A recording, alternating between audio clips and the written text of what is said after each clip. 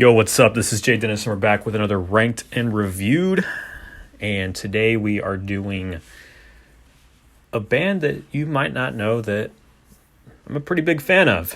It's not really a genre or style I get into that often, but I've dipped my toes in this particular band since I was at least 15 years old. And that band is Black Label Society, who is, of course, fronted and led by one of the absolute legendary guitar players, one of my all-time favorite guitar players, like, not even kidding, Zakk Wylde. You know, probably not breaking new ground here when I state that the guy is an absolute guitar god. Like, I probably spoke highly of a lot of guitar players during this series, but Zakk Wylde is definitely among, like, the pinnacle of, like, if I was to look at it in terms of like eras, you could say he like got a huge start, huge breakout like in the 90s with Ozzy Osbourne, and then continued to ascend over the years. So, I mean, I wouldn't say he's this generation's guitar god, like guys in their 20s or 30s. I think he's probably in his 50s now. But anyway, he's one of my all-time favorite guitar players. He's definitely like in my top 5. He's up there with like, of course, Randy Rhoads and Eddie Van Halen, which, you don't hear me talk a lot about classic rock or classic metal, but I hold those guys in extremely high regards. And while there's a lot of modern guitar players today that are very innovative and incredible, of course, my other favorite being like Wes Borland, and I could maybe talk about others too. But anyway, with Black Label Society, they've recently released a new album, Doom Crew Inc., which came out Black Friday. I listened to it as it came out. I think that puts them at 11 albums now. 4, 6, 8, 10, 11. Yep, 11 albums since 1999. And again, I've been listening to this band since my sophomore year of high school. I might put up a picture of the 2 burned CDs that I still have, because this will kind of be a throwback to how we listen to music. Yeah, we listen to music. How we used to listen to music back in the day on burned CDs. How we used to file share and shit. Because I wasn't big on LimeWire or any of that stuff. But my friend had burned me a couple copies of Mafia and Shot to Hell, which were like the 2 most recent albums at the time, and I was really big. Not on the full albums, honestly, but just a handful of solid tracks, maybe off of both albums. But yeah, I don't know what it was, but last summer, so yeah, I'll see if I'll put up a picture of that burnt CD, but I also did have a poster of Zakk Wylde, with the Flying V polka dot Randy Rhoads guitar sitting backwards on a chair. I had that poster in my room growing up. But what really got me back into Black Label Society was last summer of 2020, as the, pandemic was still seeming to be fucking going on, and is still going on at this time of recording, even though it's supposedly getting better. I was bored as fuck, and I wanted to get into a new band. I wanted to break into maybe a band that I've slept on or what have you. And I don't know what it was, but during that summer, I live in a state where weed is legal, and after 3 years of living there, I hadn't dabbled yet. But I decided to finally go buy some edibles from my local dispensary. And I don't know what it was, but the recently released remastered version of Bored to Death, which is the first track off their first album, Sonic Brew, there was a music video for that, and it was goofy as hell, and it was really fun to watch high. That's what restarted my love, or at least my interest for this band. And then, of course, I went back through and pretty much listened to all the albums and found out, holy shit, I actually really like this band a lot more than I thought I did. And I even made a playlist of, like, out of their 10 albums, or 10 albums at the time, maybe like a 50 song playlist where I took like maybe a handful of tracks off of every album and did that. So I haven't really seen anybody else rank these, but my ranking might look a little bit different compared to others. But out of 11 albums, there's roughly 3 of them that are pretty much tied, and then there's another group of 4 that are roughly tied. But picking my top two was pretty easy, and then picking my bottom two were pretty easy, but then like that middle section, it kind of reminds me of my 7 Dust ranking. Like, it's the middle section that was pretty hard, but you could say some of the middle albums are a little malleable, just maybe depends on my mood, but I feel like this is kind of my definitive list. But like pretty much every other band I've done on here, I enjoy pretty much all their albums, and I'm excited to get into this. And if you don't like that I ramble for the first bit of these videos, I try to make a table of contents or whatever that says where the ranking starts. It's just, I like to give a little background and tell a story about what got me into these bands or why I'm doing these bands at a certain time. Sometimes I'm waiting for a new album to drop so that I can talk about them while they're fresh. Other times I just want to rank the damn band. And yeah, I've really been enjoying it this past year. So thanks to everybody who's been listening. Thanks to everybody who's subscribed. I plan on doing a lot more of these. This might be the last one that I do this year. We'll see if I have time to do, maybe a few others. But I have another like 20, 25 bands I want to do for this. So let's get into it. Black Label Society, 11 albums from 1999 to 2021 this year. And then I'm going to close off with my top 10 songs. So at the bottom spot, we have their 5th album, Hangover Music Volume 6, which I don't know why it's called Volume 6 when it's their 5th studio album. But I think this is just like a continuation of the Pride and Glory days. There's going to be some albums that I don't have a lot of heavy opinions on, but this is their softest album. It's mostly an acoustic album. There's a little bit of distorted guitars here and there, like on Queen of Sorrow, or House of Doom. I love the solo at the end of Fear, the closing track. But yeah, it's got some acoustic Alice in Chains feels, which I really enjoy. But just in terms of a Black Label Society album, this is my least favorite album. I wouldn't really listen to this from start to finish unless I was in like a really weird mood where I want to listen to acoustic music, which is not that often. But it opens on a solid note with Crazier High and Queen of Sorrow. House of Doom is a solid track. Lane is a really heartfelt song about Lane Staley, of course, from Alice in Chains. And my other favorite track is Won't Find It Here. So, Zakk Wylde writes really great heavy material, and he also writes incredible melodic material on the piano or the acoustic. The guy's a fucking wizard on whatever he's playing. The guy's a insanely good music writer and guitar player, and I think like Dave Mustaine, his voice is kind of an acquired taste.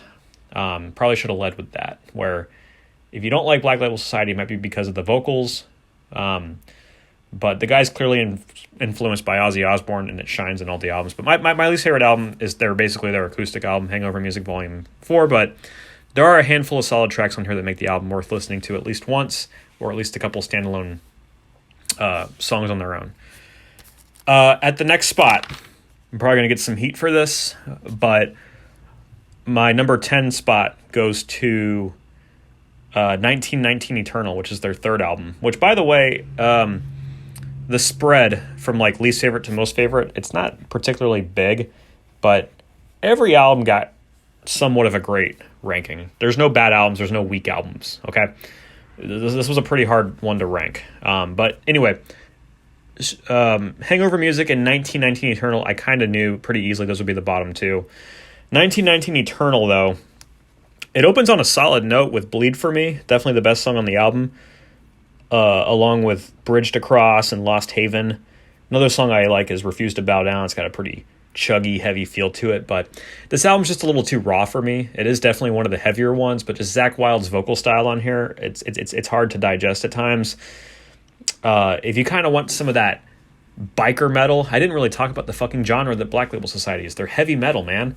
Some of their stuff sounds like biker metal, maybe a little bit of doom metal if I'm using that terminology correctly, but it's kind of like Ozzy Osbourne, a little bit of Black Sabbath influence with like more of an edge, or maybe some more speed, some more shredding. But yeah, it's heavy metal, biker metal, whatever you want to call it. 1919 definitely has more of that biker metal sound to it, a little bit more doom, low end. Songs like Battering Ram or Genocidal Junkies just kind of slow the album down for me a little bit, or Life, Birth, Blood Down, which, here's the thing about 1919. As an album, it's not my favorite, but these are probably great live tracks. So I'll give the album that, but this album just didn't really strike a chord with me. There are some Black Label Society albums that are super easy to listen to from start to finish, but then there are others where they're mostly worth listening to just for a couple of songs, and I feel like their bottom two albums are that.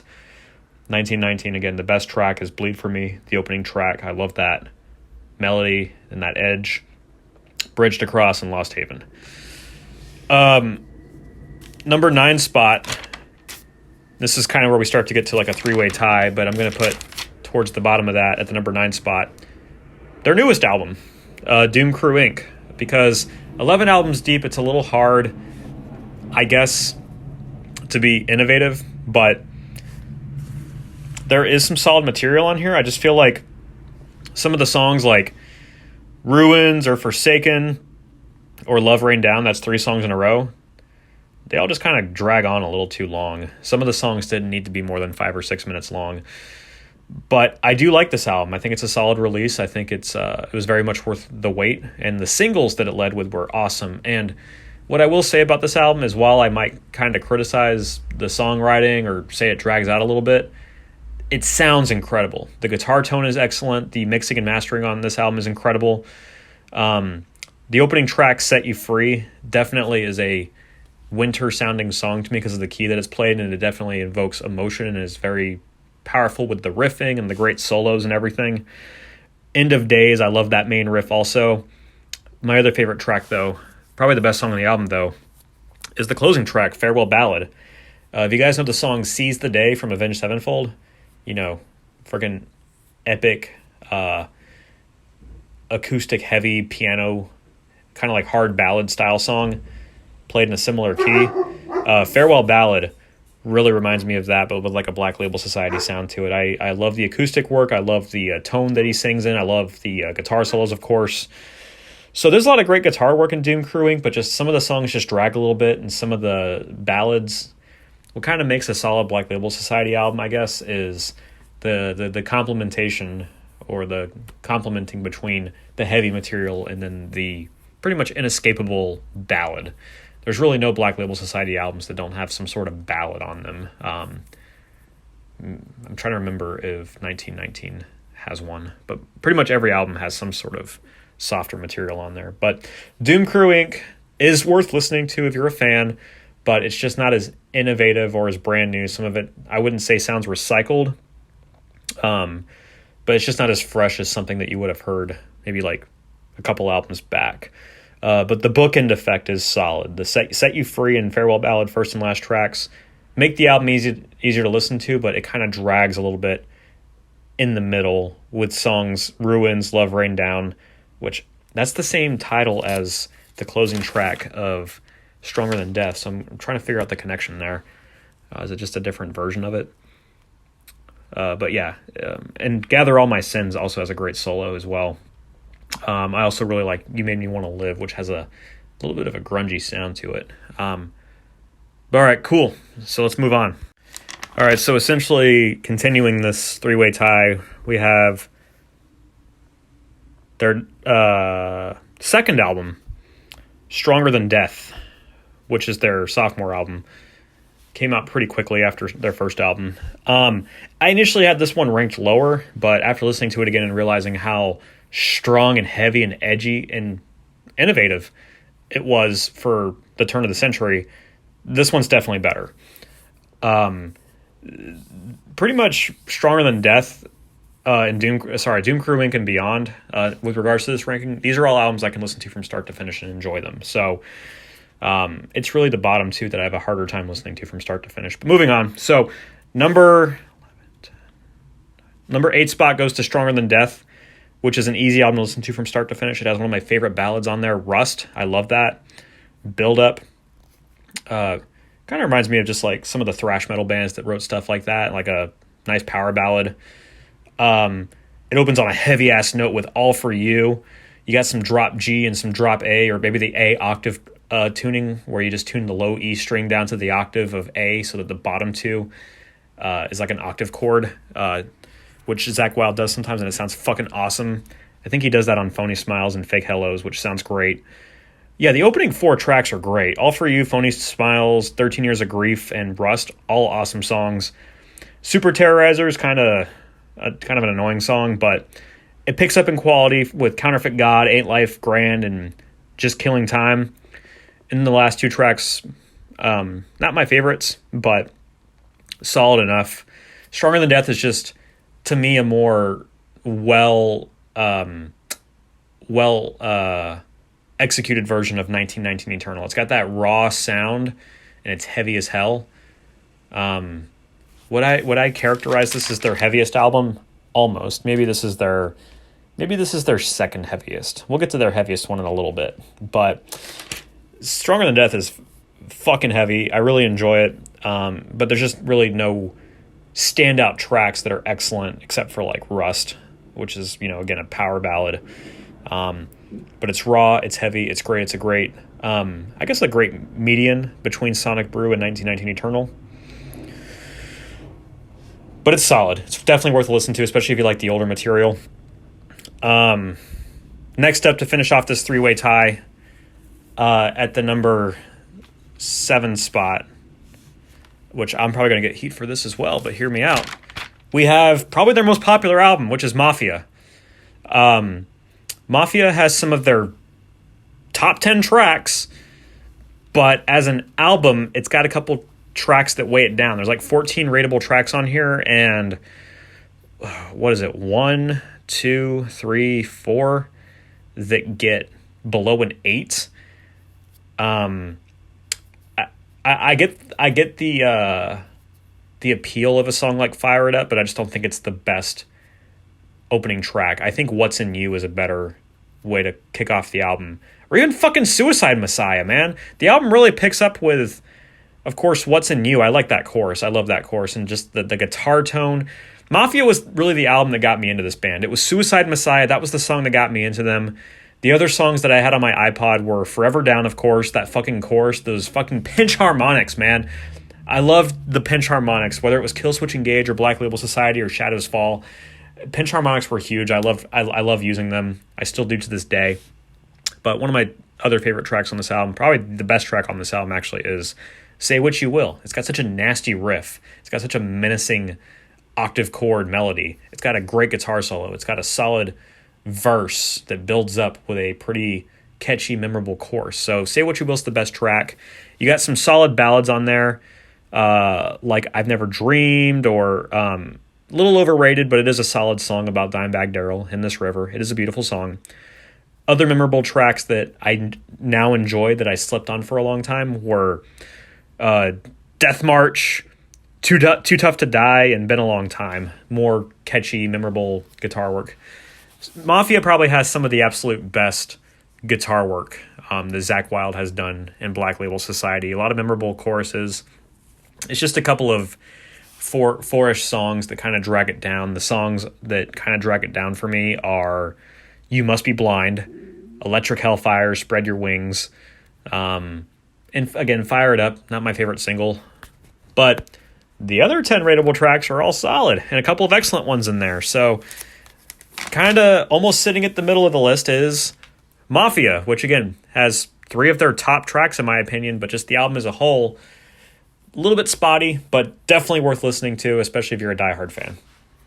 Next up, to start what is essentially a 4-way tie, but I think I'm confident with this ranking right here.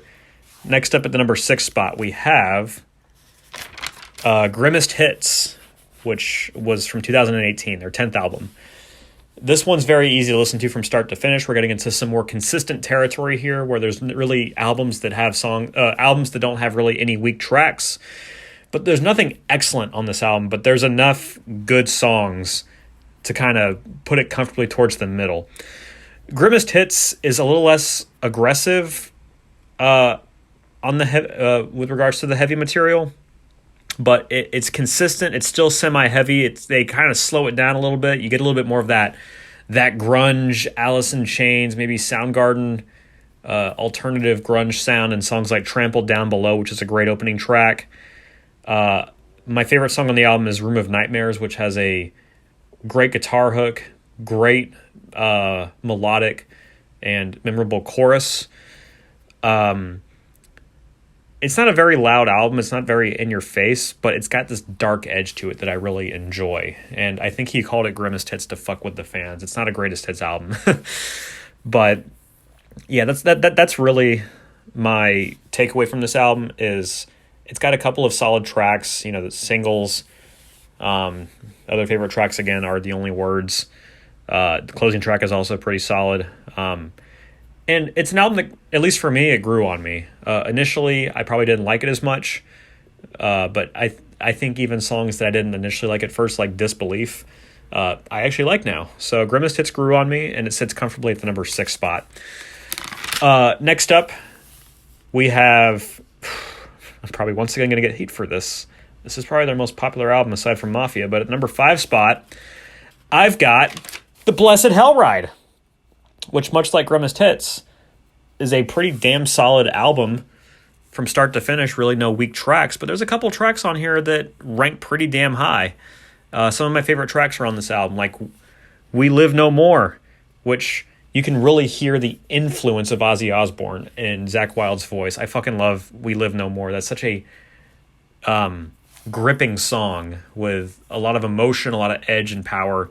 Blessed Hell Ride's pretty damn heavy. Got a lot of edge, got a lot of dark, raw energy that sounds a little bit more refined than 1919 album. Blackened Waters is also a solid song that's got like heavy vocals, but like the music goes back and forth between like acoustic or clean guitars and then like the heavy choruses with a lot of like diminished power chords, solid key to play in D minor. I fucking love it. And then you got like the drop B heavy ass material, Stoned and Drunk, Funeral Bell. Of course you got the fucking lead single Stillborn, which is a Black Label Society classic. And I think that one actually has Ozzy Osbourne as a special guest appearance, quote unquote, because they couldn't put his name on it in the marketing. But Blessed Hell Ride is a great album, easy to listen to from start to finish. If I were trying to get somebody into this band, I would try to gauge them on what their heavy acceptance is. But Zakk Wylde, he's a heavy vocalist, but he doesn't scream, he doesn't growl really. So I would say either Mafia or Blessed Hell Ride would probably be one of the first albums that I showed them, or I'd show them my favorite one, but we'll get to that in a second. So Blessed Hell Ride is definitely a staple, and it sits comfortably at the number 5 spot, part of a 4-way tie with the number 4 album, which is, I'm surprised this one ranked this high, but it's Catacombs of the Black Vatican, which is their 9th album. Like Grimmest Hits and Blessed Hell Ride, it's a very solid, consistent album that's easy to listen to from start to finish, but I just think that it's got the consistency of Grimmest Hits, but then it's got a few more high-ranked tracks like Blessed Hell Ride to kind of just give it the edge over both of them. I love the grunge, heavy build-up sound of songs like My Dying Time, which is probably the best song on the album. Fields of Unforgiveness, much like Trampled Down Below, is kind of like a slower opener, but it just has that edge to it. And yeah, there's just so much consistency from Angel of Mercy, Heart of Darkness, Beyond the Down. All great songs. The solo in Damn the Flood, I fucking love that one. And then my favorite track on there besides My Dying Time is I've Gone Away. I think it's C minor, just, heavy, chuggy, low end riffing with a memorable chorus and hook, and it's just kind of an uplifting song. So between those ones I just listed, Catacombs, Blessed Hell Ride, and Grimmest Hits, like I kind of like all of them around the same. It just kind of depends on my mood, but I would just say for where they were at, and just kind of like just by the tiniest margin, I would just say that Catacombs of the Black Vatican are kind of the best among those, but I like them all around the same.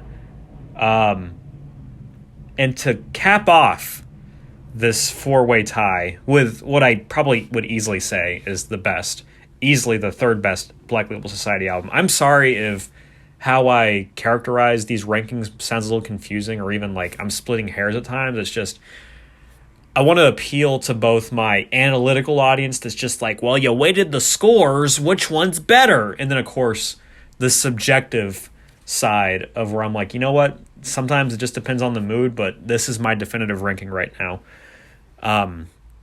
I'm actually going to finish this on the next clip.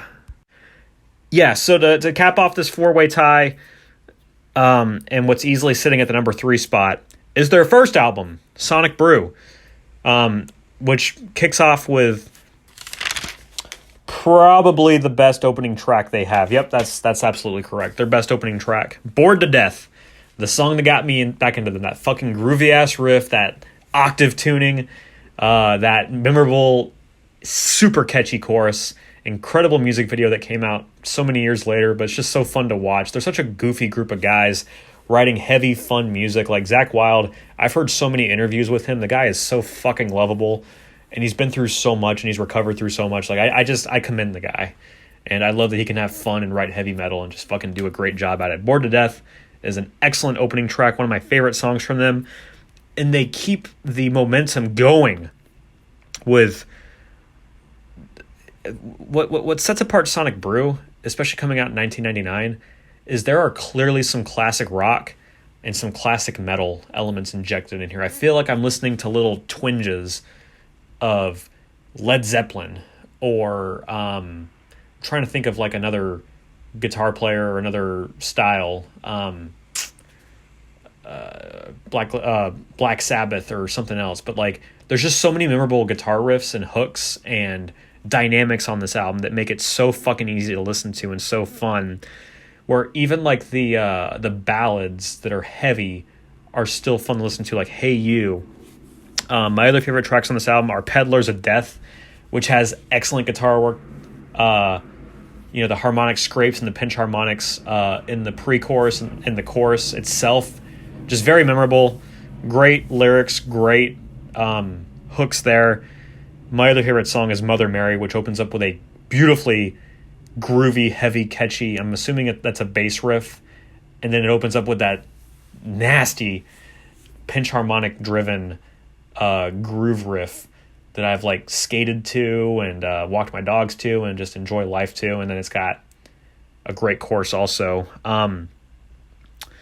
Beneath the Tree has kind of a turn of the century grunge, almost nu metal sound in the vocals of the chorus, which I really enjoy.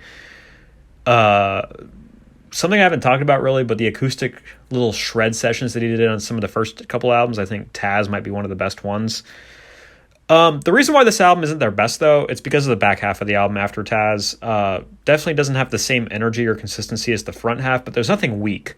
Whether it's Lost My Better Half, Black Pearl, Spoke in the Wheel, it does pick up with the beginning at last, pretty solid closing there, but just the back half doesn't have that same consistency, and that's why it didn't rank at the very, very top. But there was enough energy in the first, 8 or 9 songs to kind of carry this album comfortably towards the top at the number 3 spot. Sonic Brew really was the album that got me back into this band. Of course, along with some other, but it was really this one. It was mostly songs like Peddlers of Death or Mother Mary, and of course Bored to Death. But yeah, let's get to the top 2, which at this point you're wondering, nobody else has ranked. I don't know if it's both albums, but I've seen the number 2 album, which is of course Shot to Hell. I've seen nobody else rank this album this high. I've listened to this album from start to finish quite a lot. When I owned it, or at least a burned copy of it back in the day, there was only maybe 2 songs that I listened to a lot. Of course, one of them was New Religion, which is Black Label Society's best fucking song, which almost got a perfect 10 out of 10. So that definitely helps the score. But beyond that, Shot to Hell is a very consistent, solid album to listen to. Now, you might listen to it and go, you know what, Jay, this is kind of a softer album. How could you possibly rank it this high when you're more of a fan of the heavy? Well, I think Shot to Hell just probably does the best job of, aside from the fact that they put 2 songs in a row that start with the word black, kind of a weird title discrepancy there. You got Black Mass Reverends and then Blacked Out World. Kind of weird to do back-to-back titles like that, but the sequencing of the actual songs is probably flawless. Not to the point where I'd call this album excellent or perfect, but I gave this album an 8.5 out of 10, which is pretty great. But yeah, just the back and forth between the heavy and the soft, because out of 13 rateable tracks, there probably are like 4 or 5 ballads on here. You know, Last Goodbye, Nothing's the Same, Sick of It All, Blood is Thicker Than Water, and I guess Lead Me to Your Door. So yeah, I think roughly 5 tracks are ballads. So that's a lot of ballads, but they're all easy to listen to. None of them are corny. None of them are depressing. They're all on some level pretty uplifting, I guess. But it's the heavier material, of course, that gets me. Concrete Jungle, while I didn't like that song a whole lot back then, I actually like it a lot now. Blacked Out World is the other best track on the album, aside from New Religion. Give Yourself to Me is another solid song. And then Lead Me to Your Door. I love the key that it's played in. I love the back and forth between the piano riffs and some of the guitar work. But let's just talk about the reason why this is definitely almost their best album, and that's the song New Religion. New Religion has had a massive grip on me since I was 15 years old. This is one of Zakk Wylde's favorite songs. It's one of his favorite guitar solos he's ever written. Almost a perfect 10 out of 10. I gave it a 9.8 out of 10. That's only because I just can't dish out the perfect 10 out of 10 so perfectly. Like, I have to be super nitpicky and super meh about it. And that's just that's my critique. That's my system. 9.8 is still powerful, though. It invokes a lot of emotion. It's got an iconic, one of my all-time favorite piano intros of all time, which just grips you. It's got pretty simple guitar work with the riffing. You know, it's like in D standard, but it does hook you. The way the vocals come in, the way it builds up, and it's got that powerful, memorable chorus, which is played in one of my favorite keys. And then, of course, you just cannot forget the biggest hook about it, and that's the guitar solo.